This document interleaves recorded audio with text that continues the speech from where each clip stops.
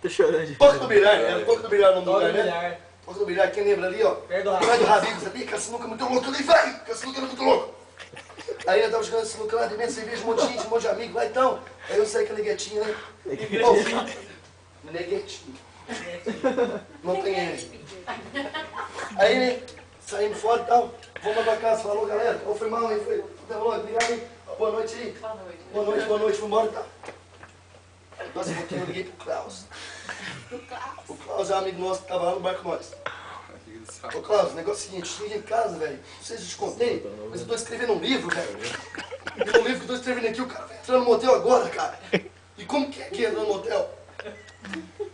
Tá bom, João Paulo, tá bom, entendi. O negócio é o seguinte, vai ter escrito, entrada.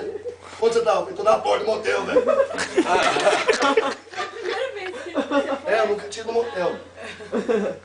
Aí, tem uma plaquinha de entrada aí, não tem? Eu falei, tem escrito entrada na minha frente ali, velho. A neguete fica do meu lado, só.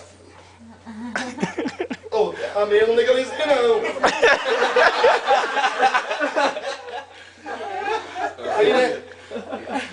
Eu peguei ele falou assim, aí você entra nessa entradinha aí, vai ter um vidro lá, com certeza, que motel que você tá mesmo, eu tô no Topas, velho.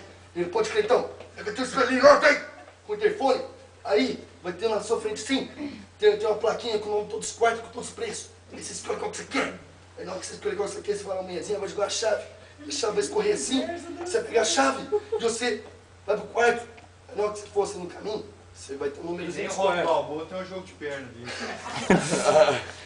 Aí você entra no quarto, aí você baixa a lona lá, tem uma lona muito louca pra você esconder seu carro, pra ninguém vir falar. Eu falei, pode crer que ninguém vai ver que eu tô lá não. Aí eu baixei a lona, aí ele falou, né? Aí eu entro no quarto e eu entro lá dentro, né? Aí eu entrei. Aí depois que eu entrei, né? Tô trabalho executado. Tu trabalha executado.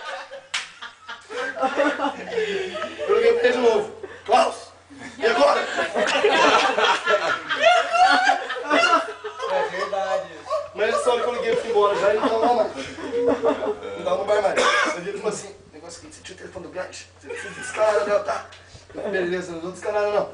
Aí, na hora que você tira o telefone do gancho, você fala assim, pode fechar a conta. Aí você sai, fecha a porta, entra dentro do carro, vai ter um negócio que roda, velho. E a mulher vai botar a conta lá pra você e vai girar, e você paga ela lá, e depois você vai embora. Falei, pode crer, foi muito louco. Acabou a história, tá vendo? Não tem graça. Que isso? Acabou, velho. Não.